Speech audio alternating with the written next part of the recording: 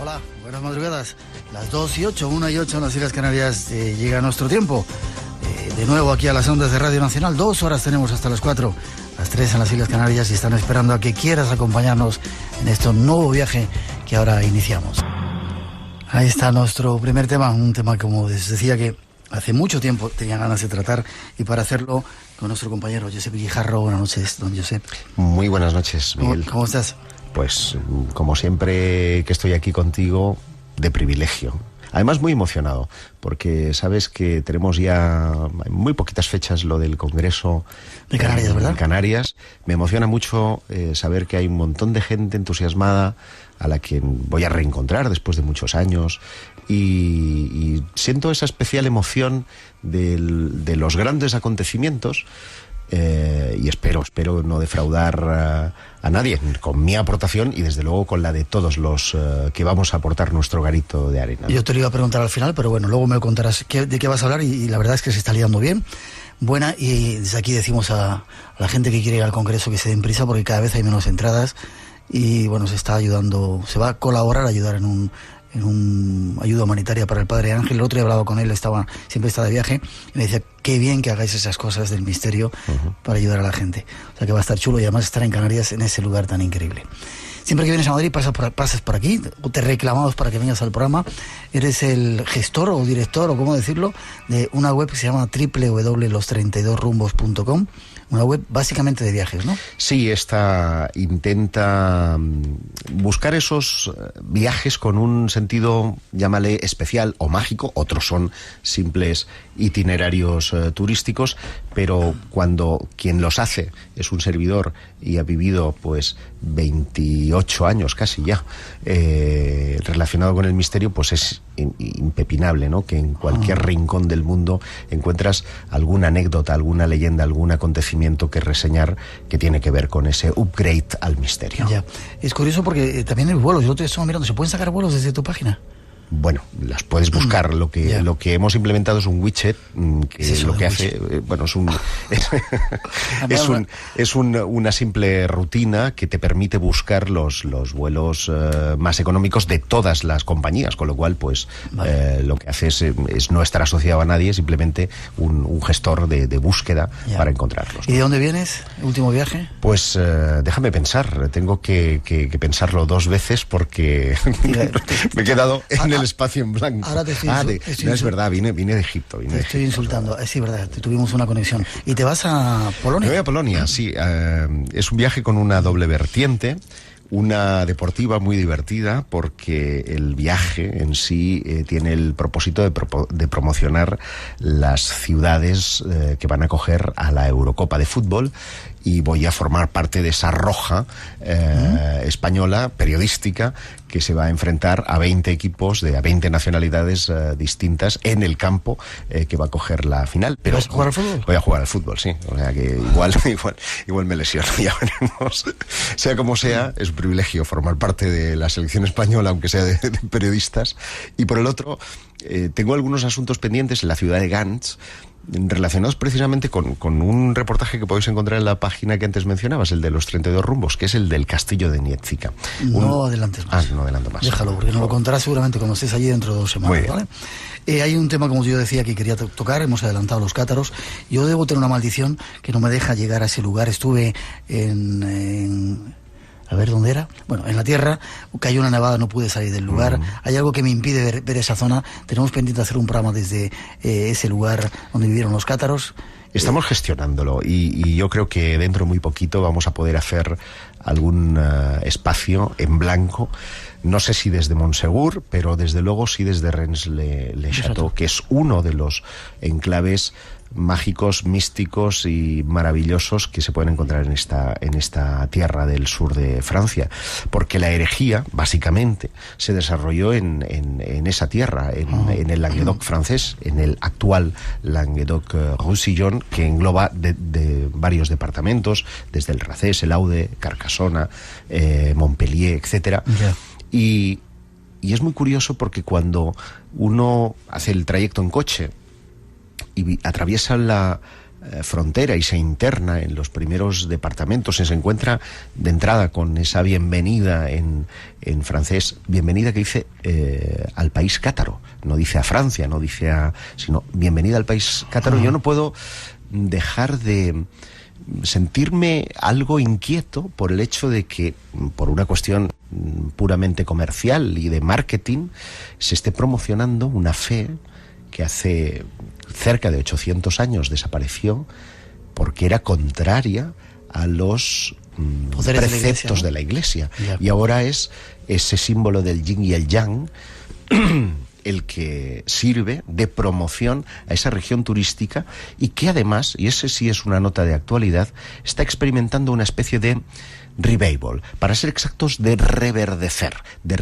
el laurel, algo que tiene que ver con unas profecías de las que hablaremos posteriormente y que indudablemente ha hecho que el occitano se esté volviendo a aprender en la zona, que la cultura cátara esté de nuevo en una eclosión y que grupos de naturaleza nueva era se estén instalando en la zona, un poco haciendo que los estilos de vida cátaros vuelvan a estar presentes en el lugar. Es decir, que el genocidio, porque ese es el calificativo que merece lo que la Santísima Inquisición llevó en el sur de Francia, está volviéndose en su contra. Y es curioso, y es un apunte que además tiene que ver con algo que también te apasiona mucho, que es todo el tema del 2012. Un pueblecito que se llama Bugarach, Le Bugarach, que está a los pies de una montaña del monte Bugarach. Ha corrido el rumor, se ha dicho que es uno de los lugares que prevalecerá intacto caso de que las profecías triunfaran y una gran catástrofe abatiera la tierra el 21 de diciembre de 2012. Y cosa que esperemos que no suceda. Esperemos que no. Yo, estoy casi convencido que no va a suceder eso. En cualquier caso, parece que hay un montón de gente que se está instalando, comprando casas en esa zona de Francia con esa tesitura. Y lo que es curioso, han empezado a ocurrir avistamientos de ovnis. Y entonces, algo habrá. Yo no digo que vaya a suceder, que creo que no, nada el 21 de diciembre, pero desde luego hay muchos elementos para la reflexión, sobre todo porque, y este es un dato a lo mejor poco conocido, Julio Verne se inspiró en el Bugarach para redactar su viaje al centro de la Tierra. Ajá. Y quién sabe si a lo mejor esas nuevas civilizaciones, esos instructores, no vienen de arriba, sino que vienen del centro. Vienen de abajo. Varias cosas te quiero decir. Nos han cogido por el cuello algunos hombres buenos, cariñosamente, y nos han obligado a hablar de este tema para reverdecer ese laurel. El lugar donde estuve fue en Carcassonne con Guillermo Cazenave. Le mandamos un saludo para saludos desde aquí a él y a su familia. Seguramente está escuchando el programa. Él me iba a enseñar toda esa zona y de repente 3 días estuve bloqueado en Carcassonne sin poder salir por la inmensa nevada, ¿no? Y ya me ha pasado varias veces. Parece que los cátaros no me dejan que conozca su país, pero lo vamos a seguir intentando. Igual que vamos a hacer esta noche, dándoos algunos datos seguramente que no conocéis. 900, 137, 137. Ahí nos vamos de viaje. No sus doctrinas heréticas. Tras una tentativa misionera y frente a su creciente influencia y extensión, la Iglesia terminó por invocar el apoyo de la Corona de Francia para lograr su erradicación violenta a partir de 1209 mediante la Cruzada Albigense. A finales del siglo XIII, el movimiento debilitado entró en la clandestinidad y se extinguió poco a poco. Son algunos datos de estos hombres buenos. Conozcamos algo más junto a nuestro invitado. Primera pregunta, Josep. ¿Eran realmente hombres buenos? Bueno, así se llamaban ellos. Se llamaban a sí mismos. Lo de cátaros es más bien una voz despectiva que la Iglesia utilizó y que hay discusiones acerca de su verdadero significado, porque unos dicen que viene del Keter y que podría tener que ver con los gatos, otros lo relacionan con lo diabólico. Pero sí sabemos cómo se llamaban a sí mismos, y se llamaban bons homes, buenos hombres, hombres buenos. Los hombres buenos. Sucintamente, ¿a dónde viene? Hemos hecho un poco un resumen. ¿Vienen de Oriente? Sí, y bueno, hay que concretar que específicamente los orígenes del catarismo es muy difícil entenderlos, pero sí podemos establecer su base dualista, de dónde procede. Y tenemos dos claras tendencias. Una que nos hablaría, estaríamos remontándonos al siglo X, con Zoroastro, por lo tanto estaríamos en Persia. Esa corriente engloba a muchos países de Eurasia, del continente tanto europeo como asiático, pero es fundamentalmente en Bulgaria, y concretamente con los bogomilos, quienes alrededor del siglo VI empiezan a partir del siglo X, el siglo del zoroastrismo es el 800 a.C., es distinto. A partir del siglo X, los bogomilos quienes empiezan a emigrar de una forma incluso masiva, te diría, hacia Francia. Es un episodio que yo relato en mi libro, no tiene nada que ver con los cátaros, sino con los templarios. Ahora te iba a preguntar, a porque propósito, hay una demanda de algún oyente que dice si tienen que ver los cátaros con los templarios. Algo tienen que ver, a pesar de que filosóficamente son absolutamente contrapuestos. Pero ellos tienen entendido, hablan de un nasí, de una especie de descendiente de Jesús, y empiezan a emigrar masivamente hacia la zona del Midi francés. Y de hecho es curioso porque parte de Italia, del norte de Italia, y fundamentalmente el Midi francés, es donde se concentran las mayores bolsas de catarismo, que con la persecución eclesial terminará básicamente en Cataluña, y de ahí tenemos heredados en Cataluña todo el tema de la industria lanera, de la industria textil. ¿Sí? Procede precisamente de esa inmigración cátara que inicialmente se quedó en Lleida, en la base de la Seu d'Urgell, pero que llegó hasta territorio del maestrat levantino, el caso de Morella, con Guillem de Belibaste, que es el último cátaro, y del que vamos a tener que hablar también un poquito más a fondo más adelante. Vale, yo en la introducción decíamos que duró poco tiempo la historia, pero fueron bastantes siglos, 4 siglos, ¿no? Del 10 al... Bueno, realmente como catarismo propiamente dicho, podemos hablar entre el siglo X y el siglo XIII. Ya. ¿Lugares por donde se diseminaron o donde estuvieron asentados? Te digo que básicamente se concentraron en la zona del Midi francés. Los grandes centros, digamos, se fueron desplazando hacia el sur como consecuencia de la cruzada que se inicia en 1209. Pero tanto Carcassona, la ciudad de Albi, que es la que da nombre a la cruzada por lo de albigenses, Béziers, Montpellier, y luego toda la zona pirenaica, son los que albergan las mayores bolsas de cátaros. Y es curioso porque estamos en una estructura básicamente feudal. Por lo tanto, las leyes del vasallaje son importantes, el pago del diezmo, y muchos señores feudales pasan de la iglesia por intentar escaquear ese diezmo y se hacen cátaros. Porque hay que terminar con un mito.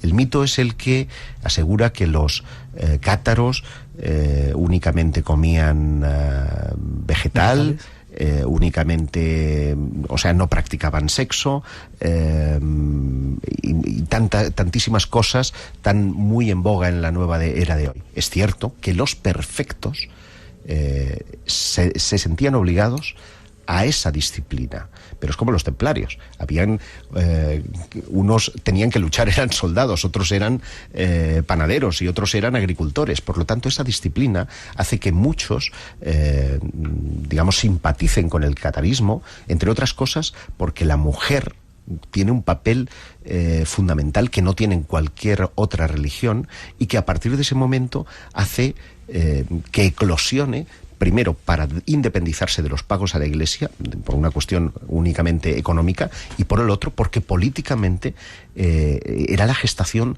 de una nación que seguramente no hubiera tenido nada que ver con Francia, con su propia cultura, con su propia lengua, con trovadores y juglares que serían los responsables después de hacer correr la mayoría de relatos relacionados con el Grial, y ahí está la relación después con los templarios, y que definitivamente lo que conseguiría la Iglesia con esa persecución herética es un genocidio a una cultura entera. Ya. 2:27, 1:27 en las Islas Canarias. Tenemos que hacer una pausa. 900 137 137. Si queréis intervenir, preguntar o participar en este programa que estamos haciendo sobre esos hombres buenos.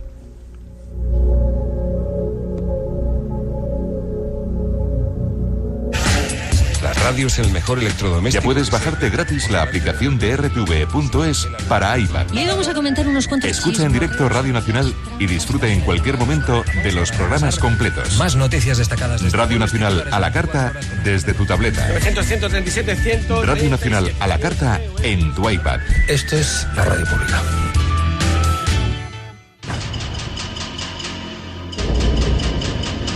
Espacio en blanco. Una puerta abierta hacia lo desconocido. Entra con nosotros. Todas las madrugadas de sábados y domingos en Radio Nacional.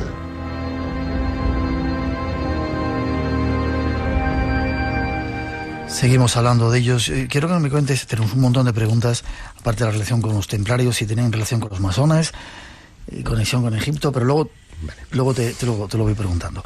Costumbres que tenían los cátaros.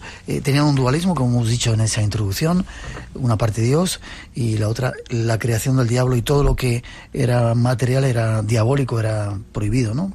Por eso se decía que no comían carne. Vamos a ver.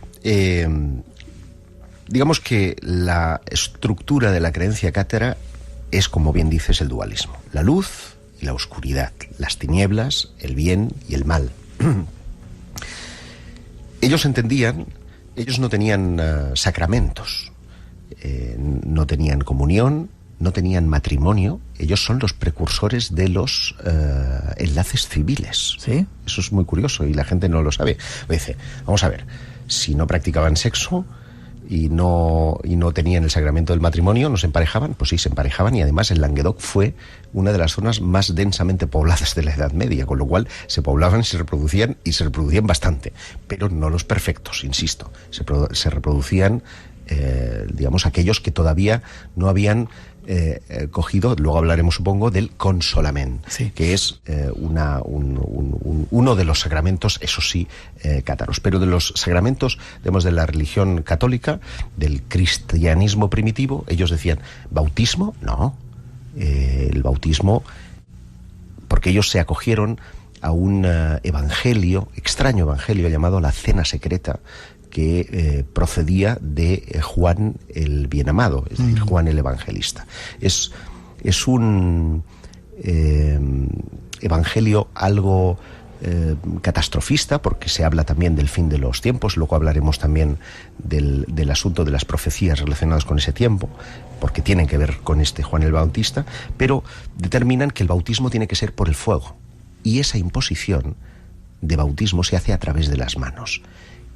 No sé si sabes que los cátaros tenían tratados interesantísimos acerca de la curación a través de las manos. Esto está muy en sintonía con la actualidad y con muchas de las creencias de la nueva era. Y entonces el bautismo se hacía a través de ese consolamiento, imponiendo las manos. Eso es el consolamiento. Exactamente. El segundo sacramento que ellos no querían era el del matrimonio. Entonces, digamos que las personas no perfectas podían enlazarse civilmente, pero eso era mal visto para la Iglesia católica, y así con cada uno de los preceptos de la Iglesia. Por lo tanto, esto les obligaba a no comer carne, porque ellos decían, por ejemplo, en el asunto de la comunión, como algo perfecto, que es Dios, tiene que materializarse en algo que nosotros nos comemos. ¿Cómo nos vamos a comer a Dios? Por lo tanto, esto tiene que formar parte, si la materia es negativa, forma parte del diablo, no pueden mandarnos a alguien, digamos, en forma material. Por lo tanto, ellos no creen en la cruz.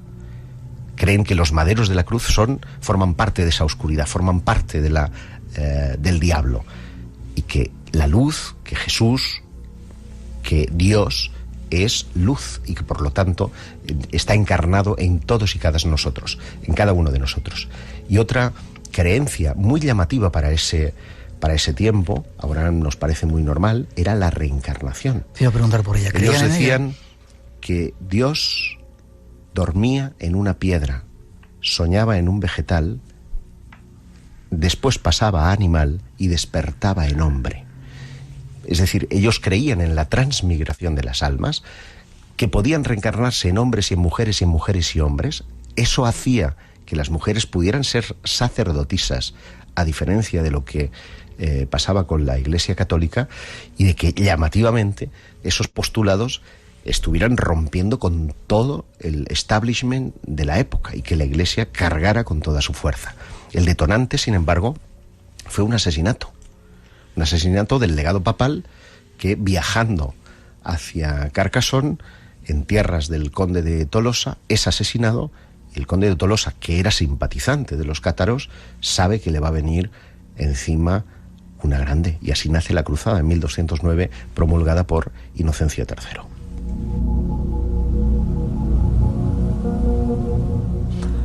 Como te decía, un cátaro, un hombre bueno, nos ha cogido el pescuezo, ha dicho, hablar de nosotros, porque hay que reverdecer esa rama del laurel. ¿Cuál era la capital, si es que había alguna? ¿Carcassonne quizás fuera el centro? Bueno, era el centro, a pesar de que han habido varios centros. Los centros se fueron desplazando en la misma medida en la que estaban siendo perseguidos y aniquilados. Pero, en efecto, inicialmente la herejía se concentra en Carcassonne, donde estaban los obispos cátaros. Después se pasa a Béziers.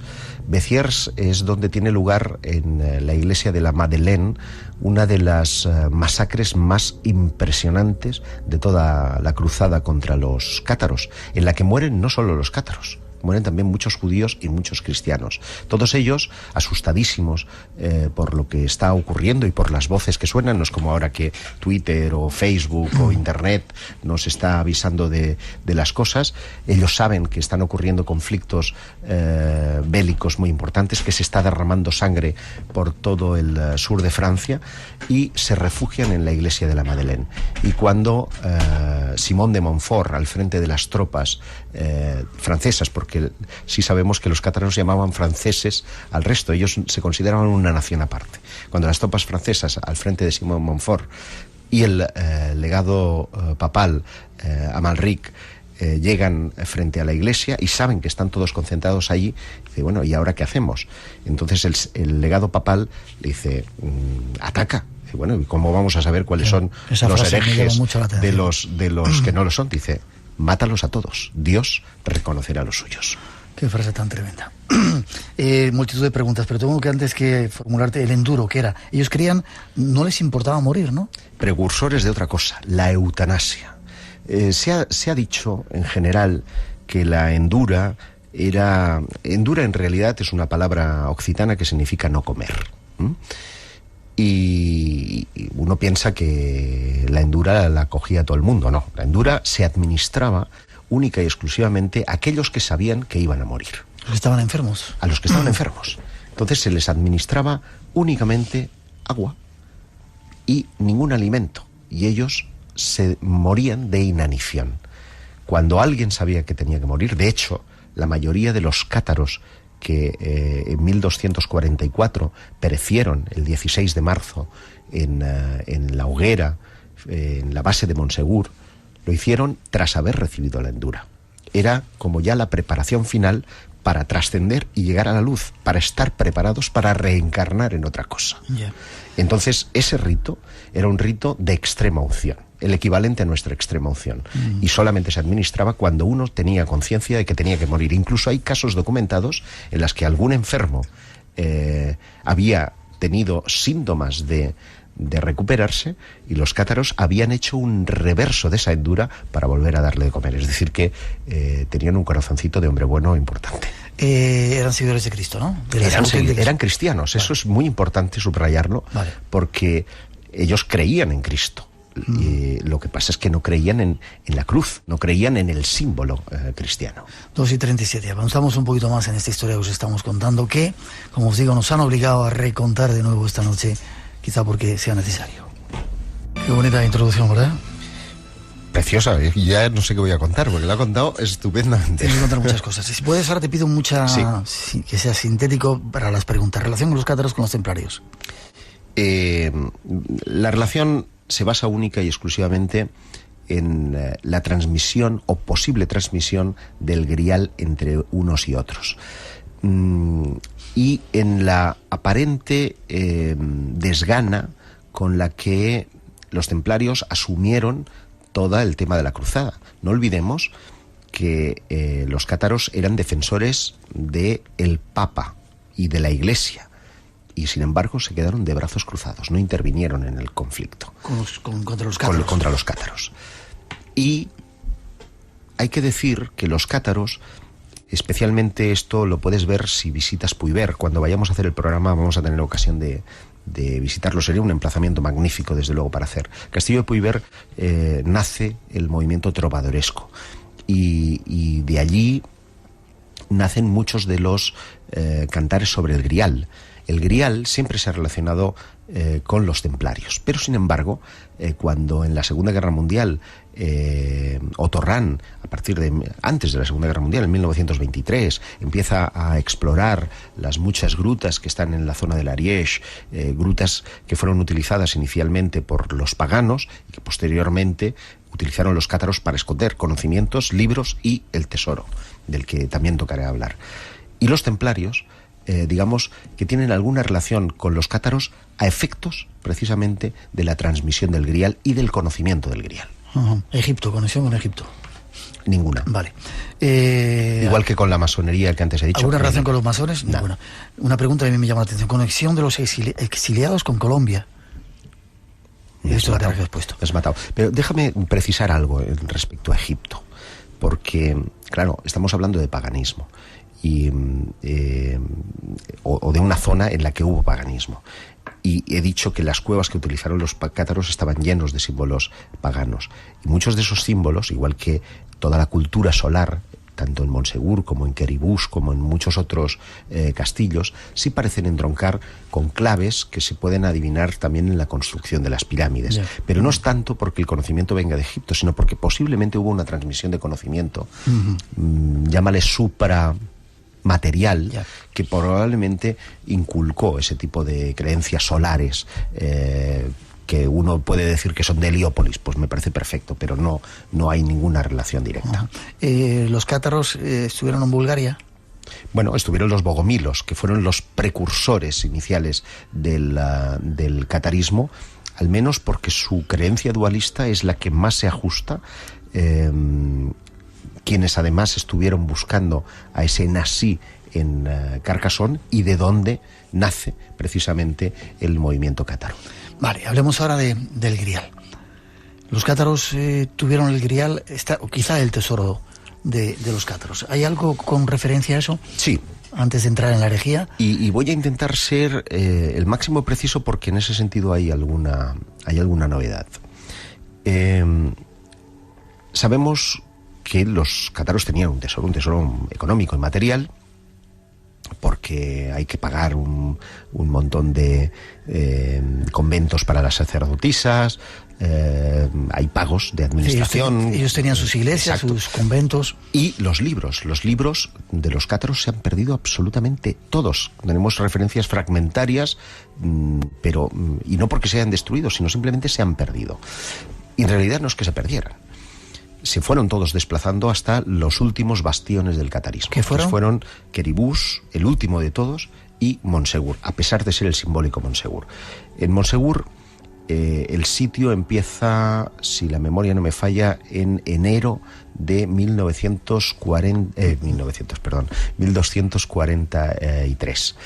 Y la rendición se establece el día 16 de marzo de 1344. Entre la rendición, los que estaban dentro de la fortaleza, alrededor de unos... Hay fuentes dispares, pero se establece que pueden haber entre unos 300 y 500 personas, porque había un pueblecito justo debajo y se guardaron todos en el castillo.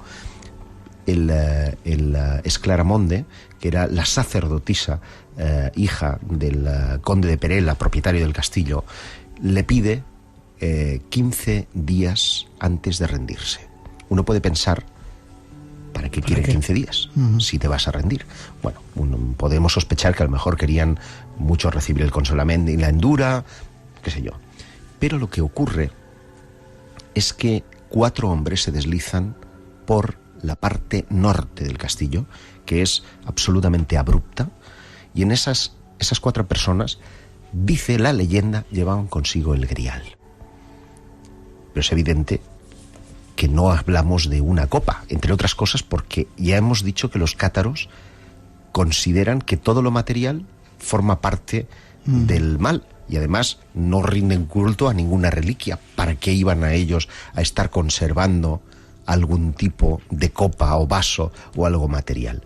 Esto nos abre la puerta a una especulación maravillosa. Una, la que entronca con esa historia del linaje de María Magdalena y la genealogía de Jesús, pero otra, para mí con más fundamento, es la de que el Grial fueran libros. ¿Libros? Sí, concretamente evangelios.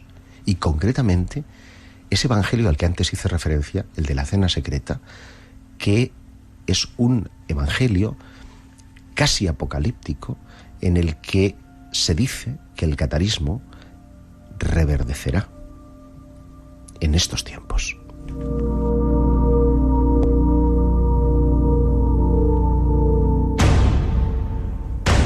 Entra en contacto con nosotros 900-137-137.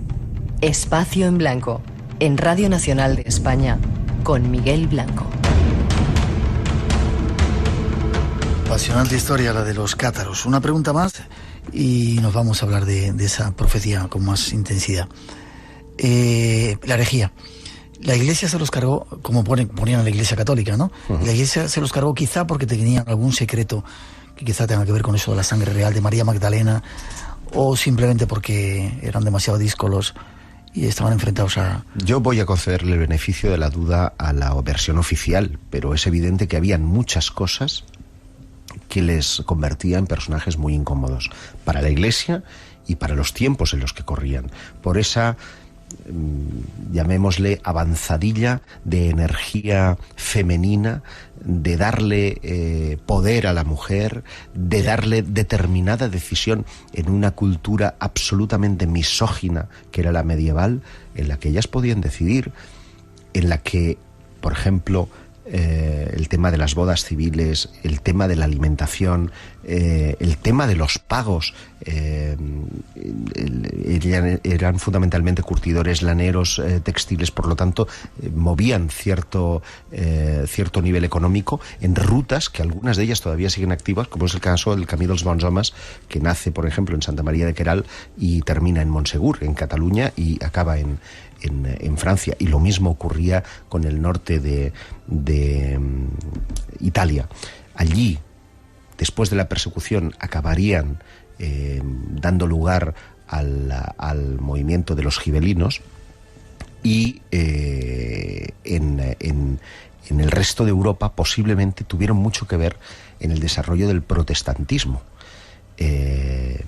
Aquí en España, digamos que la historia vendría o tendría relación con el segmento del que vamos a hablar a continuación, porque el último papa o perfecto cátaro, que es Guillermo de Belibaste, atraviesa el Pirineo, entra por la Seu d'Urgell, se refugia en Lérida durante un tiempo, baja hasta Morella, y en Morella empieza a leccionar de lo que va a ocurrir.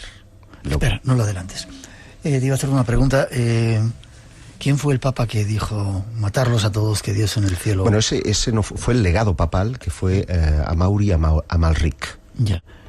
En el cielo Dios sabrá diferenciar a los suyos. 2:49, 1:49 las Islas Canarias. Tenemos todavía, estamos llegando a ese momento de la profecía. Quizá por eso estamos montando ahí todo este programa. Atentos.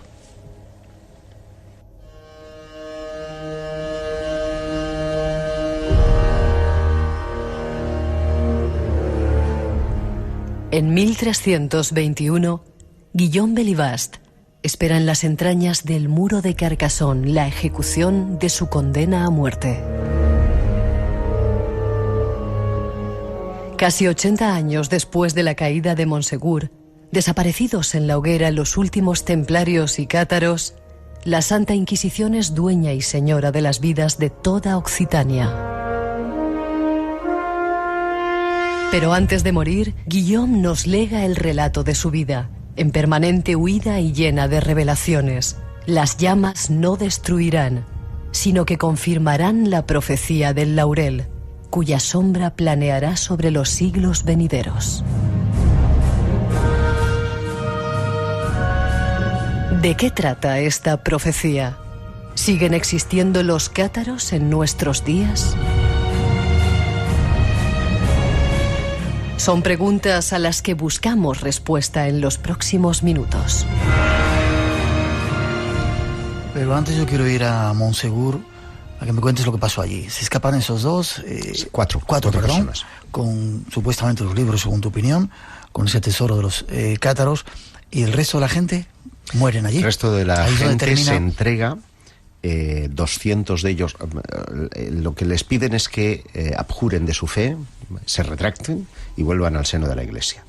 Todos mueren, voluntariamente. Se suicidan o Se entran cantando a las llamas. O sea, imagínate lo que tiene que ser eso de fuerte cuando tú estás viendo que el que está precediéndote está entrando directamente a la muerte. Y además lo hace con alegría. Uf, es increíble. En una zona que es conocida como el Pla dels Cremats y donde hoy día se erige una estela en honor a los cátaros que murieron allí, 250 personas. Ya. ¿Los prefectos quiénes eran? Los prefectos eran el equivalente a nuestros arzobispos. Eran personas que se dedicaban única y exclusivamente a buscar a otras, atraer a otras personas a la fe, a instruir a esas nuevas personas, y que eran los únicos que podían impartir el consolamento, porque digamos que canalizaban la luz o daban la sanación. Muchos de ellos, y hay cosas documentadas en los archivos de Carcassonne, en los que se habla de imposiciones de mano que terminan curando a enfermedades de lo más variopinto, ¿no? Y esos eran los prefectos. Eran personas que tenían que guardar castidad, hacer voto de pobreza, comían únicamente, eran veganos, para entendernos, y dedicaban como 15 veces al día a la oración. Sí. 15 veces. A punto de entrar en lo de la profecía. Terminan, hay alguno que se salva y dices que Guillaume Belibast llega hasta España, hasta Morella. Sí, él abraza al catarismo en tiempo tardío, él se convierte en perfecto, pero para que veas que era muy proselitista esa religión, él entra después de haber asesinado a alguien. Tiene una reyerta con un pastor, termina asesinándolo, viene huyendo, se transforma en perfecto. Y ¿tendría que pasar un tiempo para hacerlo o de repente se No, había pasado un determinado tiempo. Termina huyendo primero a la provincia de Lleida, en la Seu d'Urgell, y posteriormente pasa a Morella y a un pequeño pueblecito cercano a Morella que se llama San Mateu. Discúlpame que te pregunto, ¿aquí en España había cátaros? Sí, en la zona de Cataluña, ¿sí? Muchos de los que se fueron, hay castillos cátaros en la zona del Montnegre, por ejemplo. Morella, desde luego, hay edificios cátaros, pero es curioso porque los cátaros no tenían iglesias, no predicaban en iglesias. Los castillos eran castillos feudales, pero no eran castillos cátaros. No nos han dejado absolutamente nada, ni un cuadro, nada. Todo lo que tenía que ver con el catarismo es... lo borraron de la faz de la tierra. Está borrado de la faz de la tierra. Entonces este hombre, repito, vuelve aquí y estando en Morella, alrededor de 1309, empieza a predicar que hay que alzarse, que un rey de Aragón será quien machaque a la iglesia. De ahí que los actuales neocátaros piensen que es España el que tiene que ser baluarte de la fe cátara en el mundo y que está llamada a ser, por así decirlo, el laurel que reverdece, porque hemos hecho referencia al tema del laurel en varias ocasiones. Él, cuando es ajusticiado en 1321 en Carcassonne, después de ser traicionado, de que sea engañado y llevado a Carcassonne, es ajusticiado, y entonces, como hace Jacques de Molay en la hoguera, predica una maldición que en este caso es una bendición, porque él lo que dice es: 700 años después de su muerte reverdecerá el laurel. El laurel era un símbolo relacionado con el catarismo, como lo es también el pelícano, por una leyenda que tiene que ver con Jesús. El pelícano es un animal que camina, que vuela hacia el sol, y ese símbolo solar es también esa estrella, que no, en realidad no es una cruz ni es una estrella, en realidad es la representación de una paloma, ¿no? Y esa profecía de los 700 años se cumplía, para ser exactos, en 1994. 1994 en Monsegur estaba lleno de gente New Age, esperando a que ocurriera alguna cosa. No pasó nada. Sin embargo, en tiempos más recientes, ahora, en la zona del Pirineo de Girona, y para ser en concreto en la Costa Brava, muy cerquita de Sant Pere de Rodes, donde hay un castillo en ruinas que se dice que es un castillo cátaro, han venido a vivir muchísimos rusos. ¿Sí? Muchísimos. Del este todos. Todos rubios, todos hablando en raro. Y al parecer están siguiendo a un tipo llamado Juan de Sangrial, que viene de una historia un tanto llamativa. Y es que su padre había sido preso en los gulag de la antigua Unión Soviética, y uno de los presos le dijo que iba a engendrar, que él no iba a morir en ese gulag, que iba a engendrar un hijo con una mujer especial y que estaba llamado a ser el nuevo Mesías. ¿Sí? Y bueno, misteriosamente el hombre no murió en el gulag.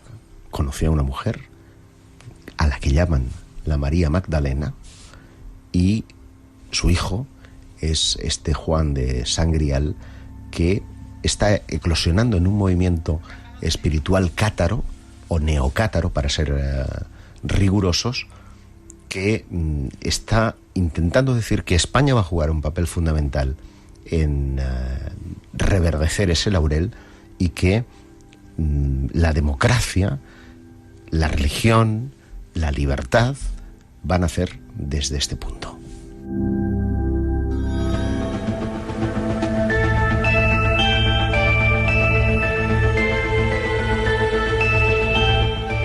Casi tenemos que hacer una pausa. Te puedo preguntar todavía, si no tenían cruz, ¿qué símbolos o simbología utilizaban? Brevemente. Lo he dicho, el pelícano por un lado, esa cruz que todos hemos visto es en realidad la representación de una paloma, el Espíritu Santo, y pocos más que conozcamos. Pues tenemos que hacer esa pausa. Llega la noticia a las 3, las 2 en las Islas Canarias. Enseguida nos damos los últimos datos de esa curiosa historia de ese ruso eslavo que está por ahí por la zona de Cataluña. Escucharemos los sonidos del espacio y os daremos la resolución de ese supuesto avistamiento que se anunció aquí en Lucero, en el cañón del río Lobos, con Urandil, el personaje que vino a visitarnos la semana pasada.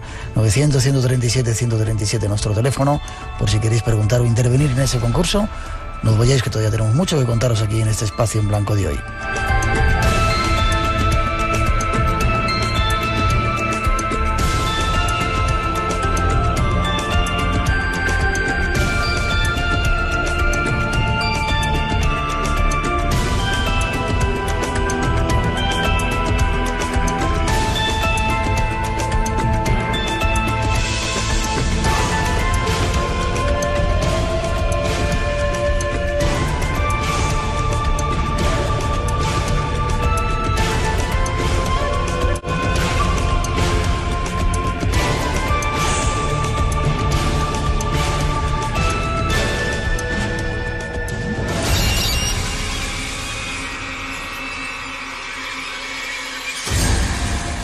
Abre tus sentidos.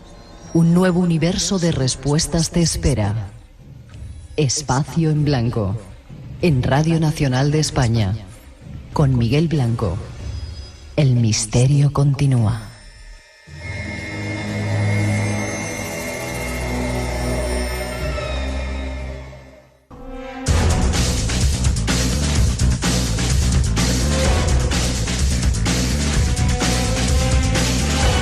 Tres y 6, 2 y 6 en las Islas Canarias. Paco Bermúdez toma los mandos de nuestro mágico sonido. Es de nuevo nuestro tiempo, la segunda hora de este espacio en blanco aquí en Radio Nacional, y todavía nos queda mucho por contaros esta noche. Os invitaremos a escuchar los sonidos del espacio profundo. José Luis Tejada está por ahí preparado ya con material inédito. Os daremos la resolución de ese supuesto avistamiento que iba a haber en un cerro esta semana en el cañón del río Lobos, y algunas otras cosas todavía que no tenéis que perderos. Nuestro primer tema nos está hablando de los cátaros, esos hombres. Bueno, a punto de terminar Josep, nos preguntan si se encontraron tesoros en Rennes-le-Château o si queda todavía algo por ser descubierto ahí en Rennes-le-Château.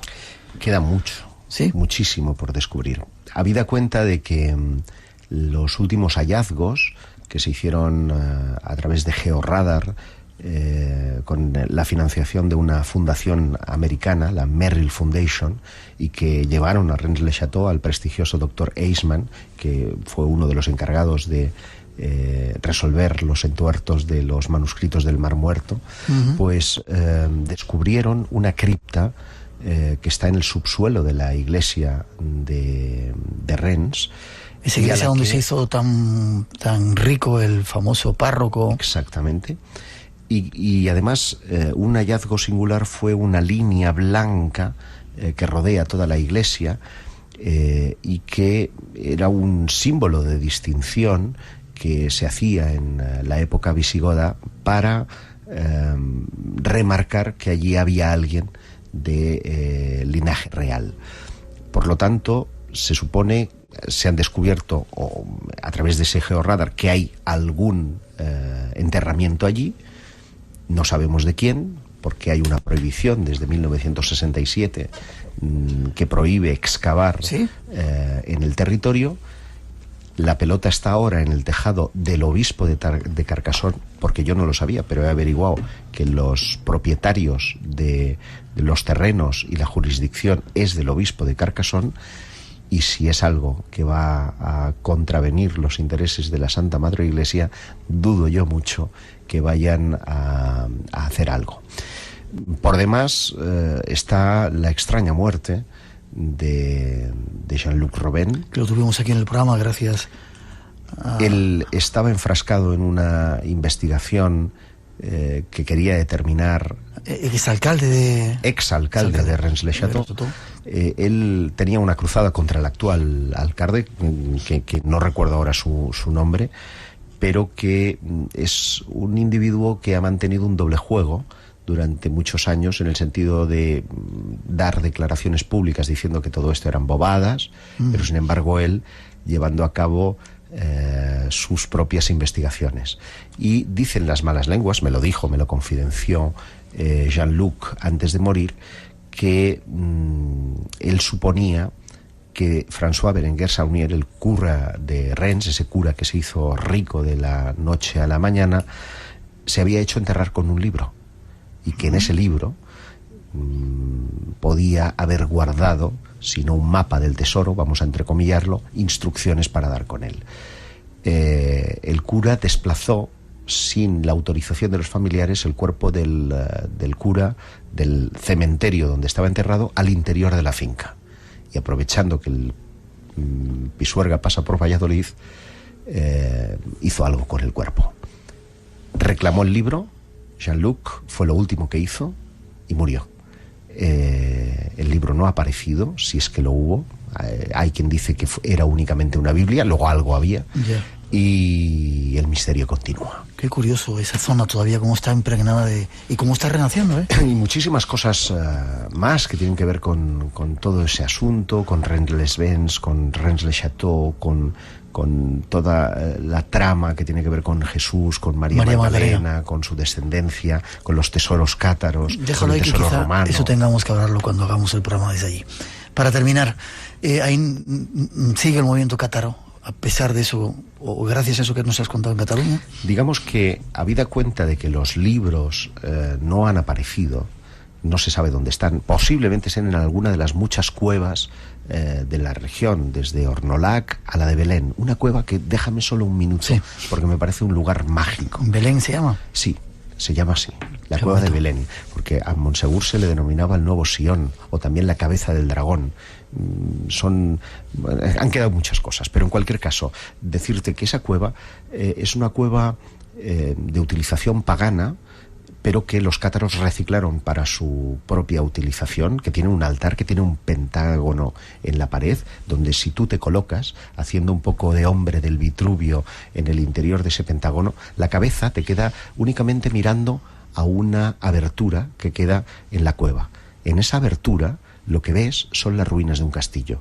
Es el castillo que se llama el Castillo del Grial. Qué curioso. Sigue habiendo catarismo.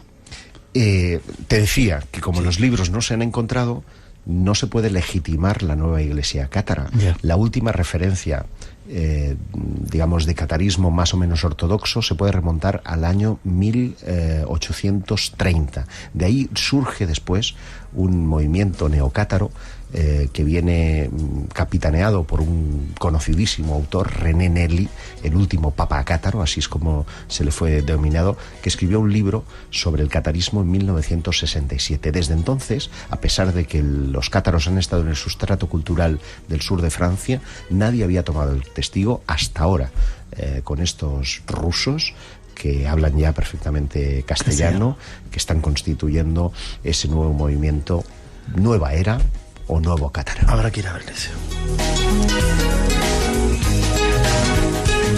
3 y 13, 2 y 13 en las Islas Canarias. Tenemos que terminar, Josep. Ha sido un placer absoluto haberte tenido en el programa de nuevo. El placer, como siempre, ha sido mío. En Canarias nos vemos. ¿Cómo se va a titular tu charla? Mi charla se va a llamar Misterios de la Prehistoria y tiene mucho que ver con los extraterrestres y tiene mucho que ver con las enseñanzas del pasado. Os invitamos. Algo grande e increíble va a ocurrir también en Canarias. Vamos a seguir la pista de ese mundo cátaro. Haremos seguramente un programa especial desde allí. ¿Forma de contacto contigo? Pues lo hemos dicho antes, los32rumbos.com es la página web en la que van a encontrar una forma de contacto conmigo, información sobre el mundo cátaro y sobre un libro, una novela que también les puede abrir un poco información sobre el tema este del Grial y los cátaros, que es La sangre del Grial, editado por Esmara y cuyo autor está por ahí atrás, que es Patricia Hervías. Algún día tendremos que hacer una entrevista también a ella. Ha sido un placer, como te digo. Nos vemos, buen viaje. Nos vemos o nos escuchamos dentro de 15 días en Polonia o en esos lugares donde estás. Y nos vemos en Canarias también. Información de Canarias antes de prepararnos para escuchar esos sonidos profundos del espacio que nos trae José Luis Tejada. No os perdáis ese evento que estamos coorganizando ahí en las Islas Canarias. Conéctate con nosotros. El universo del misterio te espera. Espacio en Blanco, en Radio Nacional, con Miguel Blanco. Las madrugadas del fin de semana, de 2 a 4 de la mañana, en Radio Nacional. Entra en nuestra web.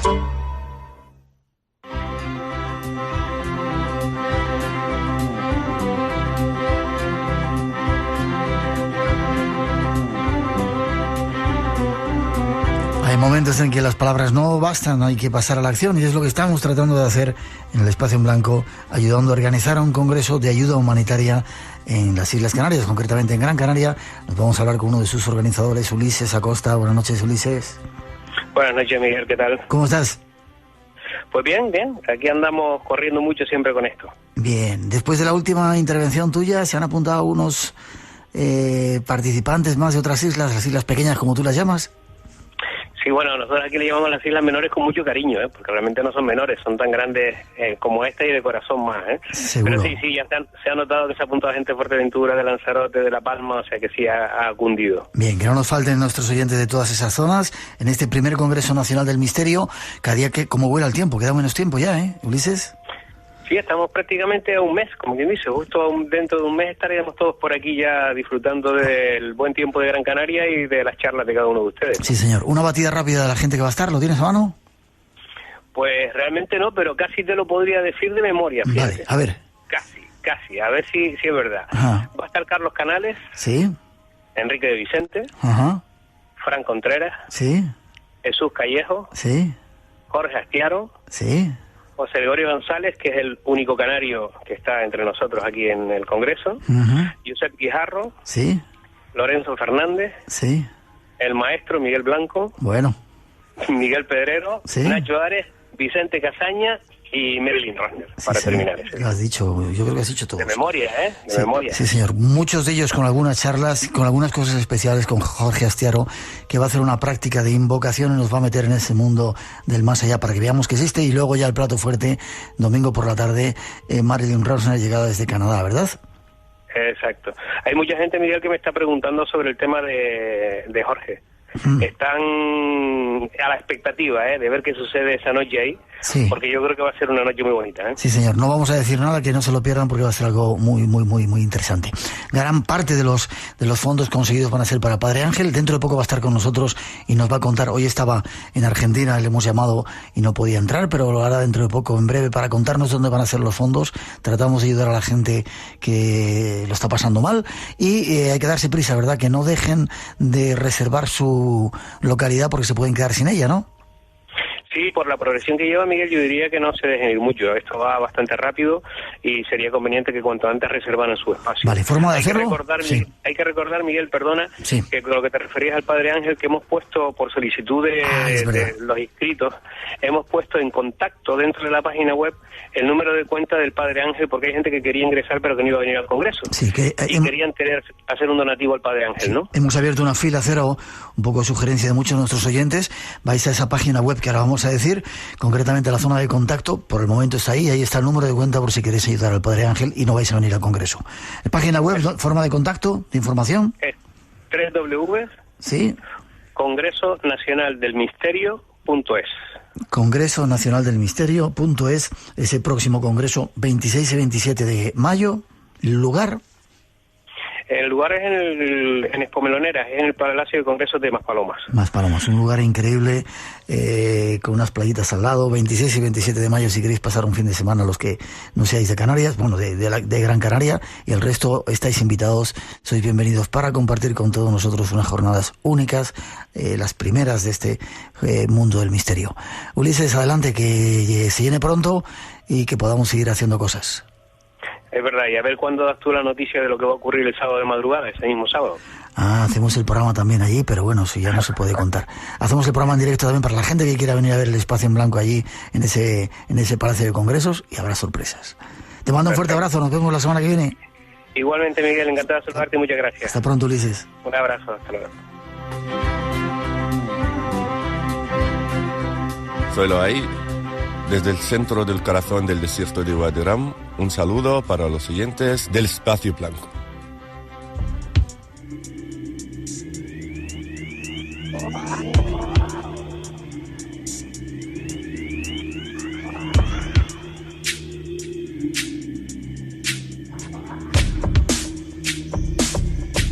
Tres y 19, 2 y 19 en las Islas Canarias. Cambiamos de contenido, nos vamos a hablar con nuestro siguiente invitado, José Luis Tejada. Buenas noches. Hola, buenas noches. ¿Cómo se veían las estrellas en el Wadi Rum? Sí. Ahora que saludaba, ¿cómo se veían las estrellas? Aquello debe ser impresionante.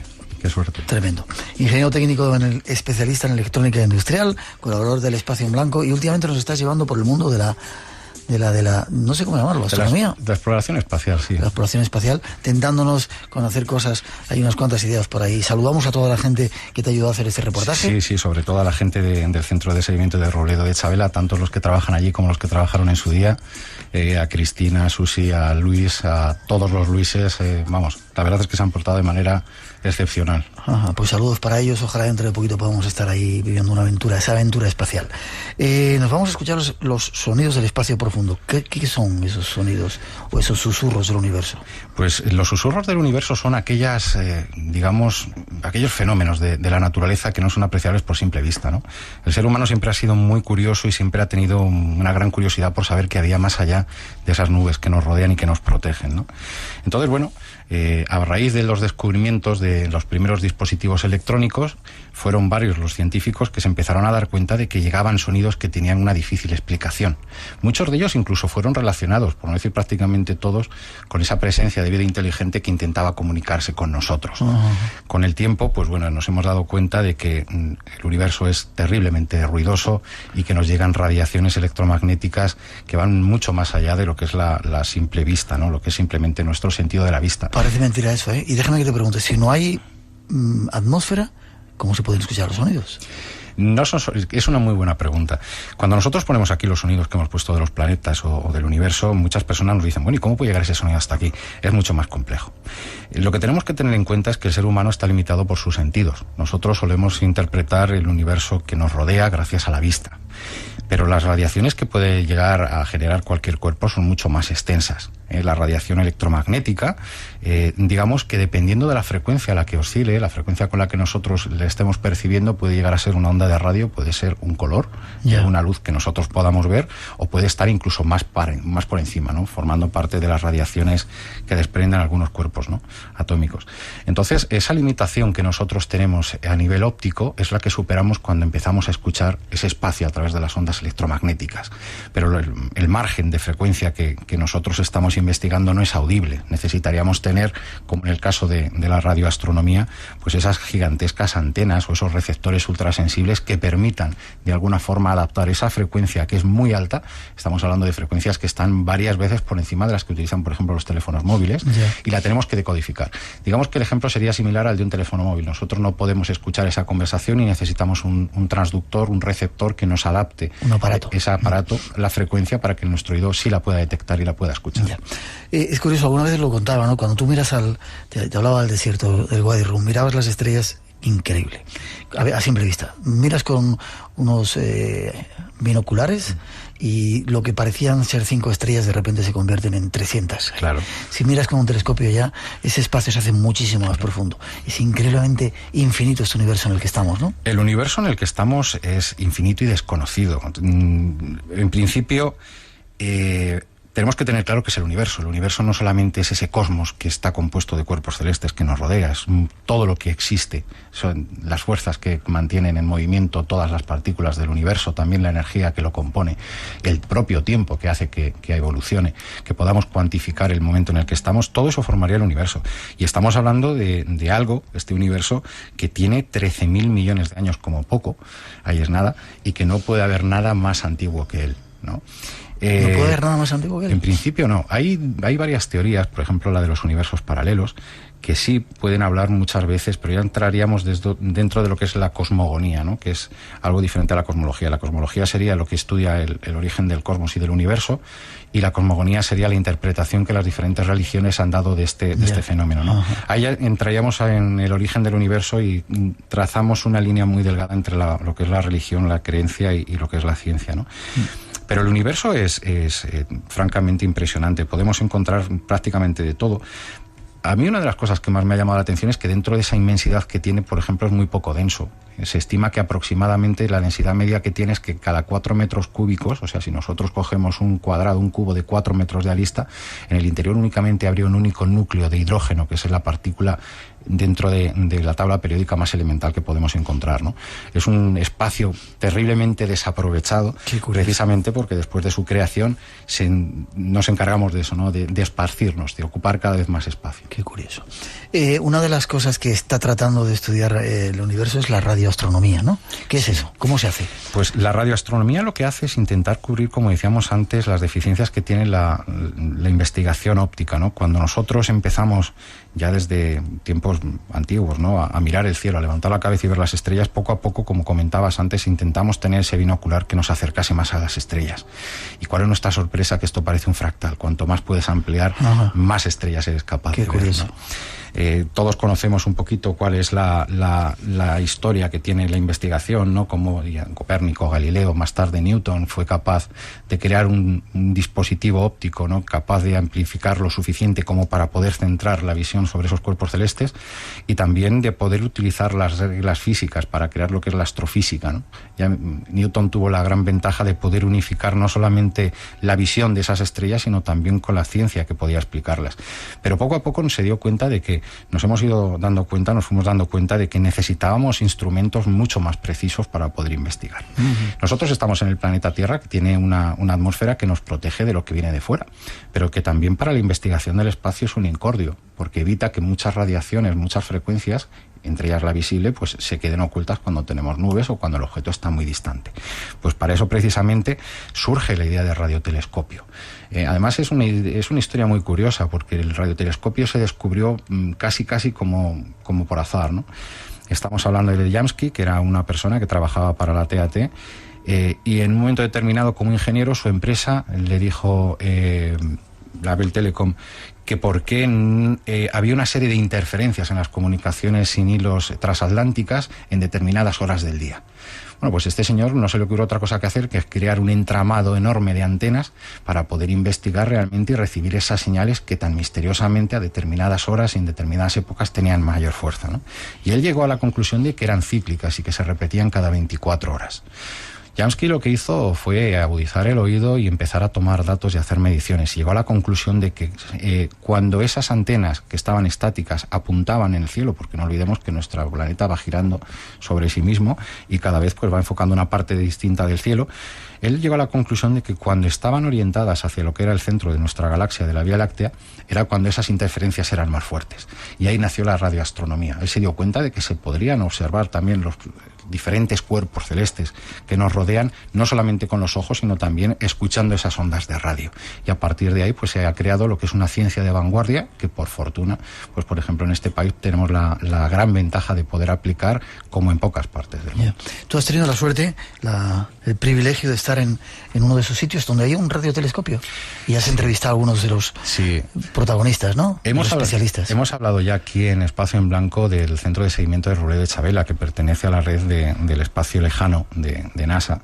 Y la verdad es que para mí ha sido una grata sorpresa el también conocer que no solamente se utilizan estos dispositivos electrónicos tan sofisticados y tan avanzados, pioneros y punteros en el mundo, para efectuar el seguimiento de los diferentes vehículos espaciales que están orbitando más allá de la órbita terrestre, sino que también se están utilizando y además en proyectos que son tremendamente importantes dentro de la comunidad científica, precisamente para conocer el espacio, lo que tenemos en lo más lejano de nuestra galaxia, ¿no? Estamos utilizando, pues posiblemente, después del radiotelescopio de Effelberg, que está en Alemania y que tiene 100 metros de diámetro, una de las mayores antenas que hay en el mundo, que es la DS63, que está aquí en Robledo de Chabela, que tiene 70 metros de diámetro. Y bueno, la parte móvil, para que los oyentes se hagan una idea, es aproximadamente, tiene el tamaño de la Plaza de Toros de las Ventas y pesa 35.000 toneladas. 35.000 toneladas. ¿Qué me dices? Pero lo que es todavía más impresionante es la precisión con la que se puede orientar. Estamos hablando de una precisión de 0,005 grados. O sea, es décimas de milímetro lo que es capaz de moverse esa máquina monstruosa de 35.000 kilos, que en principio... ¿35.000 kilos o toneladas? 35.000 toneladas, perdón. Y que en principio fue diseñada y se ha ido ampliando para poder seguir las ondas viajero, que son las que más lejos están de la Tierra, y que necesitan una precisión, vamos, impresionante. Qué curioso. ¿Y tú tuviste la suerte de estar ahí abajo y grabar? La verdad es que tuvimos la gran suerte de escuchar cómo funcionaba todo el entramado.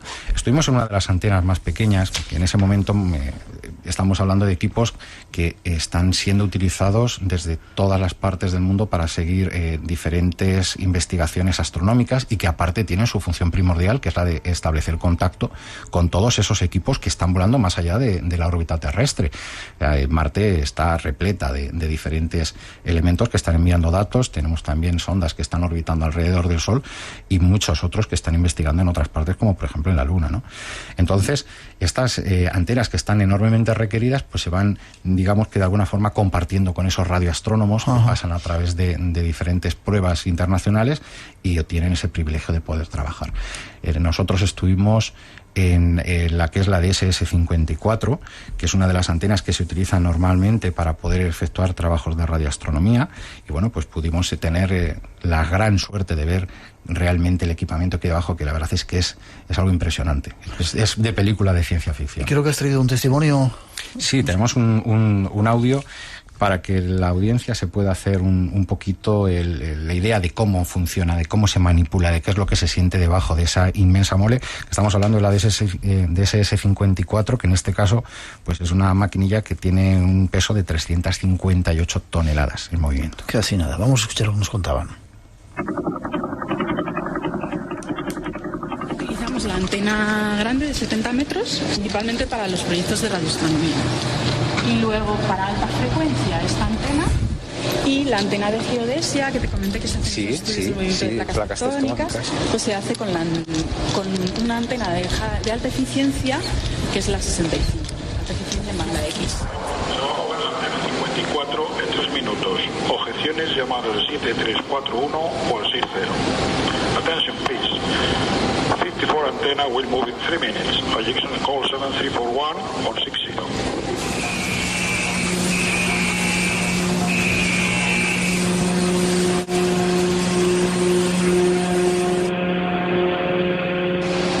Estos son los equipos de control de la antena. se está empezando a hacer un seguimiento de un SOHO con esta antena de 34 metros de diámetro. Ahora mismo, que está en modo automático, el sistema de control está siguiendo un fichero de predicciones, que son posiciones en el cielo a los que la antena tiene que estar apuntando, que son exactamente la trayectoria de esta nave, del SOHO en particular hoy, en el cielo. Cuando tú recibes estas señales tan débiles, lo primero que tienes que hacer es amplificar. En las bobinas se genera una corriente eléctrica y esta corriente eléctrica, un voltaje, lo tienes que amplificar. Entonces, si tú amplificas esa señal con un ruido ambiente, en realidad lo que estás amplificando es ese ruido ambiente. Entonces, los amplificadores que tenemos están refrigerados por helio. Entonces, trabajan a unos 3-4 grados Kelvin. Son menos 270 grados centígrados. Y luego esta señal ya amplificada, que la amplificamos como unas 100.000 veces, lo que se hace es convertir a una frecuencia intermedia, una frecuencia de trabajo, que tú ya puedes transmitir por un cable al centro donde están los receptores, al control, y no se te atenúa.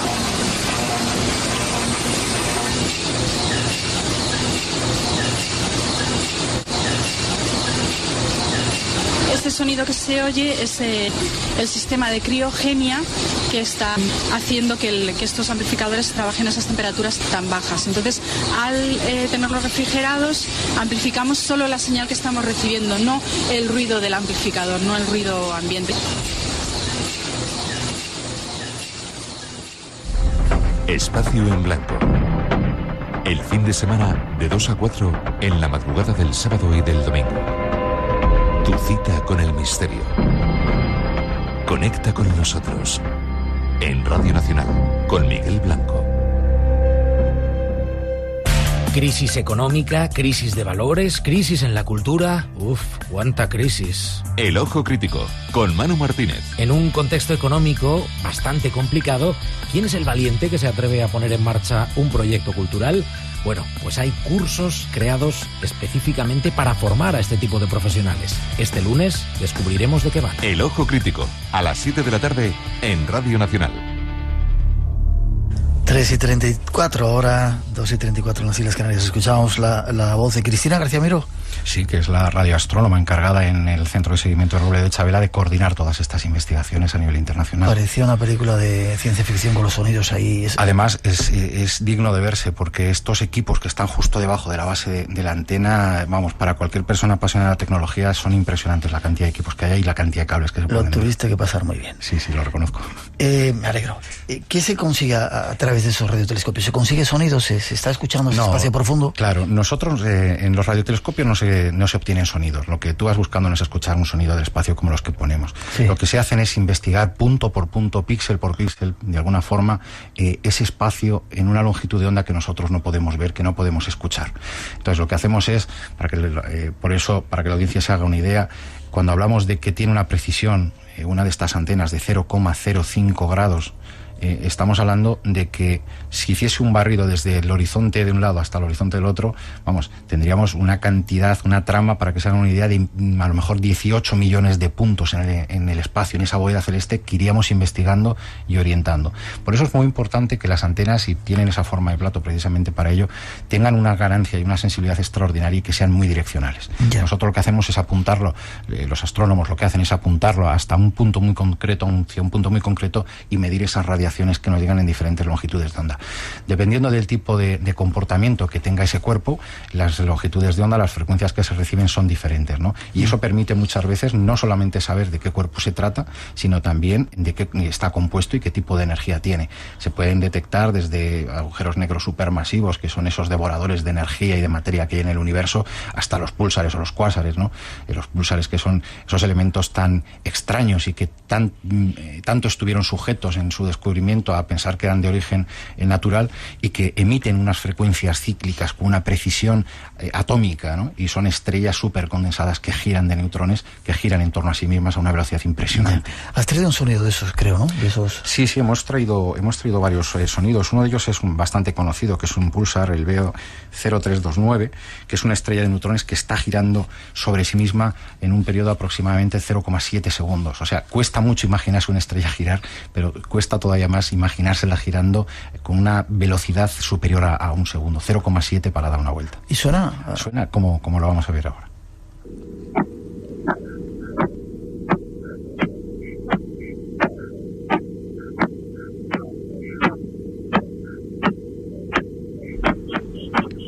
Qué sonido tan extraño, ¿no? Qué sonido tan extraño y qué curioso debió ser cuando se descubrió, cuando esas personas que empezaban a auscultar el universo con su receptor de radio podían detectar que había una variación de energía electromagnética con este ciclo y con esta cadencia, ¿no? Tiene que ser una sensación rara y extraña, ¿no? Encontrarse este indicio que en principio se pensaba que podía ser de origen natural.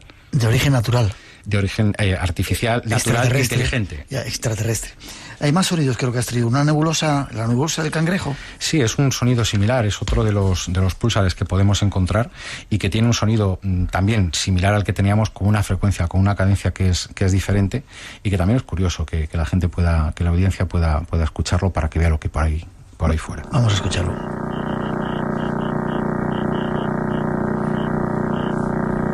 En este caso la frecuencia es mucho más grande porque el giro es muchísimo más rápido, ¿no? ¿Se ha encontrado alguna vez alguna señal inteligente? No, en principio no se ha encontrado y no hay indicio de que pueda suceder de una manera tan rápida como a muchos nos gustaría. Ya, creo que le preguntabas o entrevistabas a Cristina García Miró, ¿no? La radioastrónoma. Sí, porque siempre es importante conocer no solamente el trabajo, porque fue una entrevista grandísima, que a lo mejor tenemos algún día la oportunidad de poder rescatarla. Fue casi 1 hora y media hablando desde los orígenes, de cómo ella se introdujo en este maravilloso mundo de la radioastronomía, que es muy importante. Luego también los trabajos que se han hecho y sobre todo esa apreciación más personal de qué se puede llegar a pensar después de haber dedicado tanto tiempo, en este caso, pues más de 20 años a estar escuchando ese espacio que tenemos alrededor. ¿Escuchamos lo que nos cuenta? Sí. Vamos a escucharlo.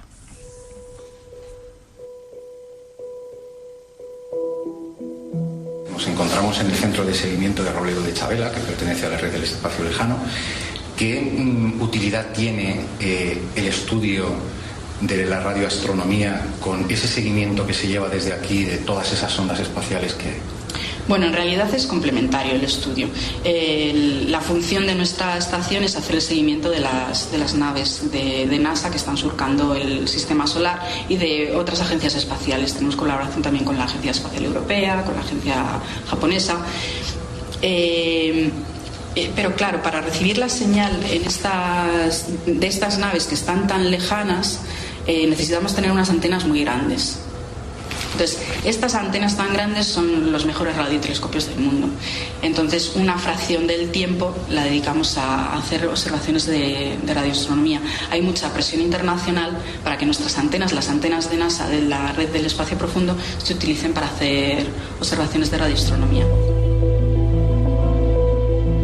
Igual que, por ejemplo, un astrónomo, estamos acostumbrados a verlo, que coge su telescopio y que con ese ocular puede ver el universo. ¿Cómo lo percibe un radioastrónomo? La técnica, claro, es completamente distinta.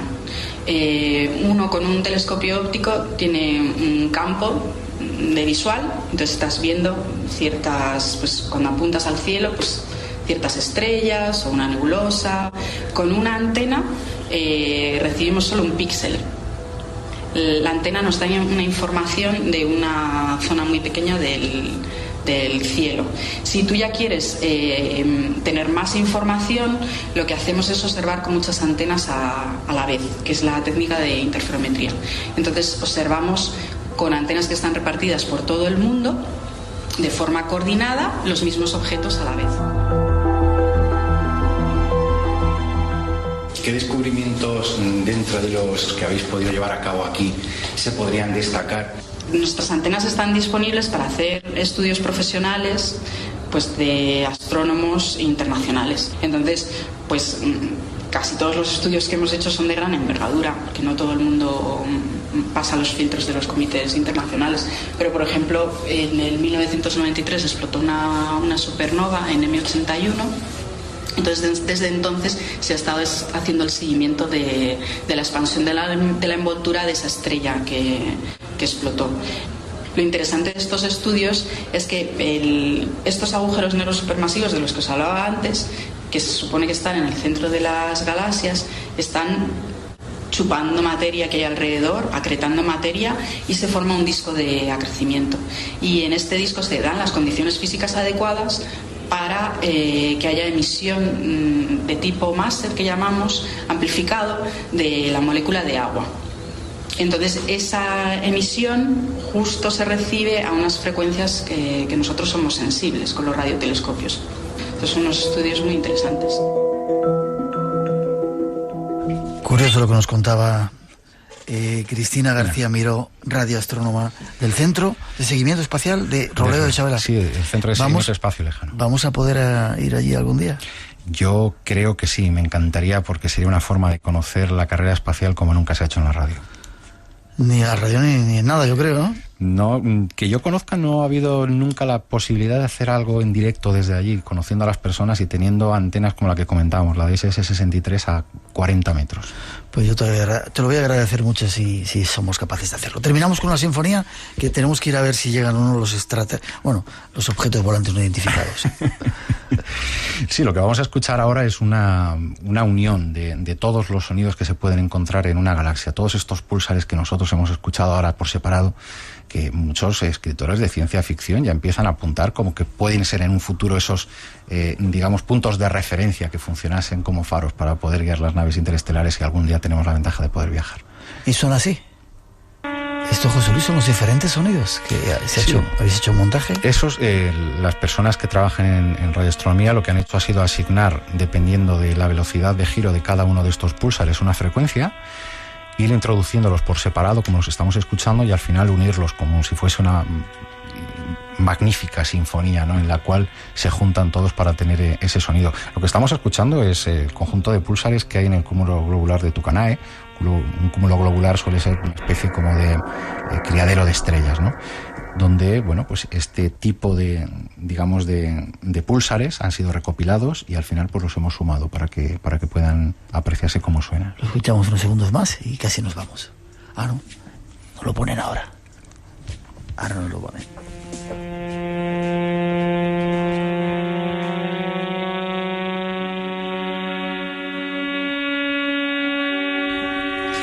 Bueno, pues tenemos casi que marcharnos. Esa musiquita que te gusta, ¿no?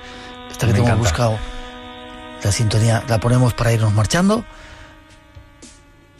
Suena espacial, ¿eh? Sí, además suena espacial, dan ganas de investigar con esto. Sí, te lo agradezco esta sección. ¿Forma de ponerse en contacto contigo, José Luis? Pues a través de Facebook, José Luis Tajada, ahí todo el mundo es bienvenido y siempre hay noticias a diario de los temas que tratamos aquí normalmente en esta sección de ciencia y de espacio. ¿Te vas a tu campo ahora, a tu tierra ahora? Sí, voy a acercarme a Balón despacito. Mañana seguramente voy yo a Balón. Gracias, ha sido un placer, espero verte, ¿vale? Gracias. 3:44, 45 casi, 2:45 las Islas Canarias. La semana pasada tuvimos a un personaje, a un invitado que se llamaba Urandir. Pasaba algo parecido a esto que quiero que escuchéis. ¿Va a haber más contactos con esos seres? ¿Nosotros podríamos verlos? Sí, vocês poderiam verlo, todas las personas son convidadas, todos pueden verlos. Marilar Bernat, tú eres un poco la organizadora de esta historia, ¿no? Bueno, sí, estoy organizando la gira de Urandir. Vamos a hacer una salida de campo el martes y el miércoles, que tendrá lugar en un lugar emblemático de Soria, el Cañón de Río Lobos, sí, en Nucero. Estaremos allí martes y miércoles. Esa salida donde supuestamente se van a presentar, ¿no? Sí. ¿Dónde dices que va a ser? En Nucero. En el Cañón de Río Lobos. ¿Podemos acercarnos? Sí, claro. Vale, vamos hasta el martes y miércoles. Eso ocurría, preveían un avistamiento, que se iban a presentar esos supuestos seres extraterrestres, entre comillas, lo decimos, en Nucero, en el Cañón del Río Lobos. Nosotros quisimos ir, pero mandamos a Francisco Javier Grimal, fue él por su cuenta, uno de nuestros oyentes, y esto es lo que nos contó que había ocurrido aquella noche. Muchos de vosotros estabais interesados, escuchad lo que pasaba.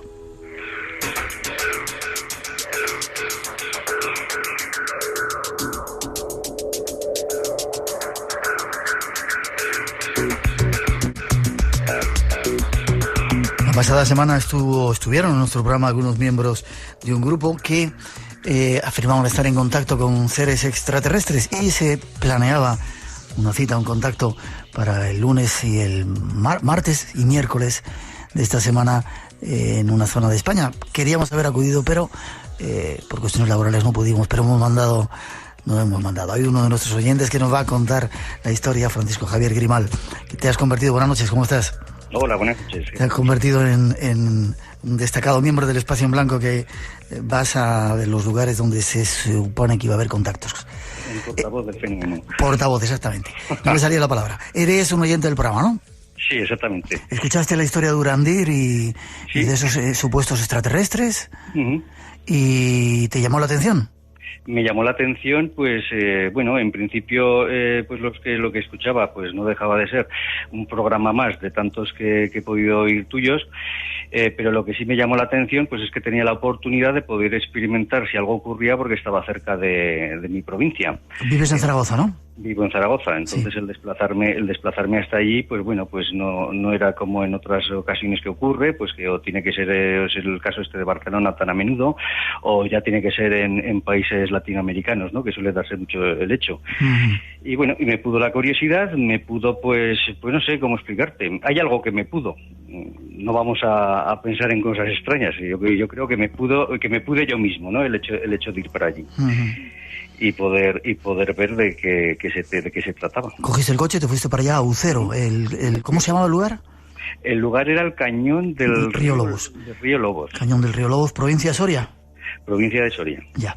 Es un lugar increíble, ¿no? Fantástico. Hemos hablado unas veces del... El lugar, la verdad es que, bueno, yo cuando llegué ya eran, pues porque ya sabes que en tu programa no sabían la hora concreta en la que iba a ser el fenómeno, y a través del número de teléfono pues que dieron en ese momento, yo me puse en contacto esa misma mañana con ellos y me dijeron que esto iba a ocurrir a las 9 de la noche. Bueno, en un principio también a ti te dijeron que iba a ocurrir certeramente, y a mí me dijeron que bueno, que podría ser que sí o que no. Algo que en ese momento pues también me hizo dudar, y si voy no pasa nada. Claro, pero había que correr el riesgo, ¿no? Si uno no busca las cosas, tampoco es normal que te vengan dadas solas. Y te presentaste ahí a las 9 el martes. Y me presenté allí a las 9 el martes, que por cierto cuando llegué había muy poquita gente. Entre nosotros mismos pues comentábamos eso, ¿no? Pues que había poca gente, e incluso estuve mirando por allá a ver si te veía, porque como comentaste es el hecho de que a lo mejor ibas. Sí. Y bueno, estaba disfrazado de incógnito. Estaba disfrazado. Esa es la pregunta que me hicieron a mí nada más llegar, que si era humano, o digo, no, de momento sí que lo soy, creo. ¿Humano o extraterrestre, no? Humano o extraterrestre, exactamente. Entonces, como te digo, pues bueno, pues allí estuvimos esperando pues a que fuera viniendo más gente. Y lo que sí me fui dando cuenta, pues que del sitio pues había bastante tráfico aéreo, lo cual me hizo dudar pues que pudiéramos realmente tener algún avistamiento ahí en esa zona. Yo la verdad es que mi primera experiencia con luces que tuve, porque ya hasta la fecha no he visto más que luces, mi primera experiencia fue entre los 12 y 14 años, y hasta hoy, o sea, hasta este momento, hasta el día martes, yo no he conseguido ver nunca nada más que ese día, que sí que me quedé bastante sorprendido de lo que pude ver. ¿Qué vistes? Bueno, pues... Espera, al final empezó a llegar gente y juntaste 70... Sí, estaríamos, yo calculo, porque además al día siguiente hice la pregunta, porque volví a ir al día siguiente, pero bueno, hice la pregunta concreta de la gente que habíamos estado y éramos unos 70. 70. Sí. Llegados de diferentes partes de España, ¿no?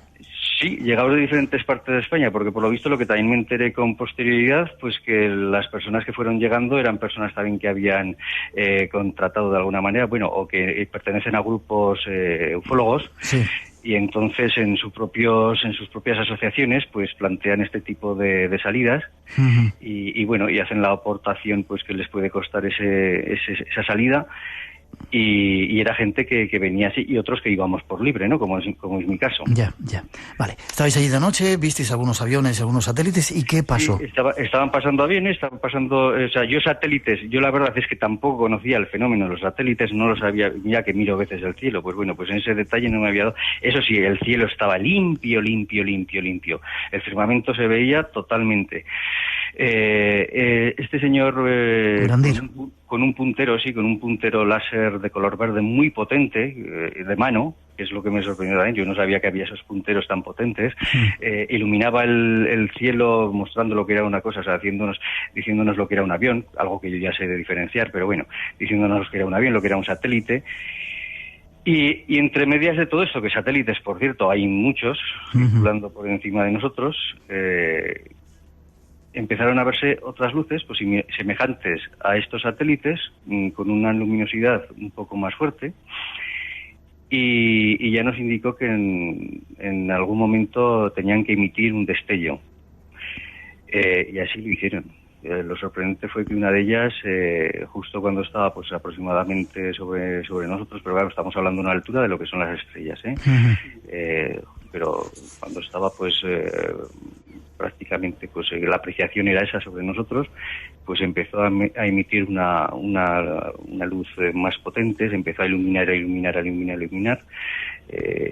y tal y como empezó a iluminar, como si cogemos un potenciómetro y empezamos a subir y luego hacemos lo contrario, ¿no? Volvemos a bajar la luz. Déjame que te haga preguntas. Una luz que apareció de repente, que no era un satélite, que no era un avión, y que Urandir os dijo que podía ser esa nave o esa supuesta... No apareció de repente. La luz estaba, digamos, cruzando en la trayectoria que nosotros que podíamos ver, ¿no? Sobre nosotros. Y bueno, y cuando más, digamos, que en un punto central podía encontrarse de nosotros, emitió esa luminiscencia. Luego pues él nos indicó, pues nos dijo que esa luz, que claro, esto ya es pues cada uno puede creer o no creer, eso ya es cada cual, ¿no?, el que puede tener su creencia, que esa luz pues que había sido emitida para mandarnos energía y para trabajarnos la prosperidad. No lo sé. Espera, José, ¿no sería un avión? Que de repente metía los flashes en las luces de posición. No, totalmente. Yo, mira, Miguel, yo en la zona que vivo, pues también... Pasan muchos aviones, ¿no? Pasan muchos aviones. Sé diferenciar perfectamente lo que es un avión, e incluso ya sabes que el avión cuando marcha, pues en algún momento sueles ver las luces tanto roja como verde, se suelen apreciar, y si van muy alto no aprecias nada. Y aquí estamos hablando de unas visiones totalmente distintas, al igual que te voy a comentar ahora que dentro de estas luces que se veían sobre nosotros, en momentos dados también hubo unos focos, como unos focos que se encendiesen, también en alto te estoy hablando, que se encendiesen pues uno a la izquierda, otro a la derecha, o sea, centelleaban cada uno por donde le apetecía, ¿no? En un momento dado también, después de tener este avistamiento, pues dijo que ahora a ver si conseguíamos ver la nave GNA, que yo algo así interpreté, que decía, que aún no sé todavía lo que es. Entonces, esta nave... según él, hubo un momento que una de esas luces hizo... esta nave tenía que hacer 7 destellos. Y dice que son los 7 destellos que trabajan distintas partes del cuerpo, los 7 chakras, no lo sé. Entonces, apareció esa luz, apareció que hizo 4 destellos, que van contando, la gente allí hacía un alboroto bárbaro, o sea, todos emocionados, y yo con la boca abierta. Pues viendo, o sea, yo que vi esa noche, pues claramente vi cómo se movía el cielo. O sea, eso es lo que vi. Es decir, que te sorprendió, Francisco Javier. Un ir y venir de luces, dime. Te sorprendió, ¿no? Mucho, la verdad es que sí. A día de hoy, conforme van pasando los días, pues conforme va pasando un día y otro día, pues que van 2, pues la emoción me va disminuyendo, ¿no? Porque realmente, no sé, yo soy una persona que me cuesta bastante creerme las cosas. Y bueno, y para podérmelas seguir creyendo al 100%, pues me gustaría seguirlas viendo día tras día. Fuiste al día siguiente y ya la experiencia no fue tan positiva, ¿no? No, al día siguiente la verdad es que la climatología no acompañó absolutamente para nada. Tuvimos incluso lluvia y bueno... yo también creo y comprendo que si quiere dejarse ver algo, no tiene que ver que haya nubes para que se dejasen ver, ¿no? Pero lo que sí es cierto es que las condiciones eran totalmente las opuestas al día anterior. Ahí está un poco la experiencia de Francisco Javier Grimal, que fue a esa previa cita, ese avistamiento en el cañón de Río Lobos en Ucero. Le resultó sorprendente. La segunda experiencia, bueno, siempre decimos desde aquí que tengáis cuidado con esos grupos. Ni apoyamos, ni defendemos, ni atacamos, simplemente mostramos las informaciones, pero tened cuidado con los grupos. Hay que tratar de pensar por uno mismo y que estas experiencias sirvan para abriros el camino, que es lo que yo te decía a ti, Francisco Javier. Pues sí, así yo creo que yo a día de hoy creo más que de lo que creía anteriormente a esto. Ya.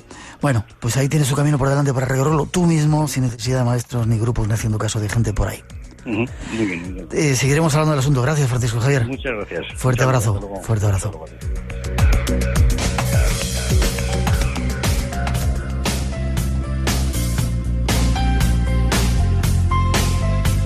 Pues ahí estaba lo que sucedía en el cañón del río Lobos, en Ucero, esta semana pasada, martes y miércoles, un poco auspiciado por Urandir, ese invitado que estuvo con nosotros, aunque volvemos a hacer esa matización, cuidado con los grupos que a veces son peligrosos.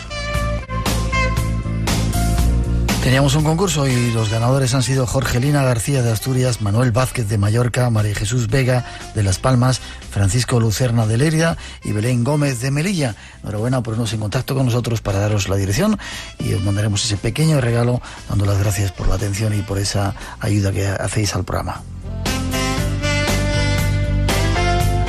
Un placer, la próxima semana más.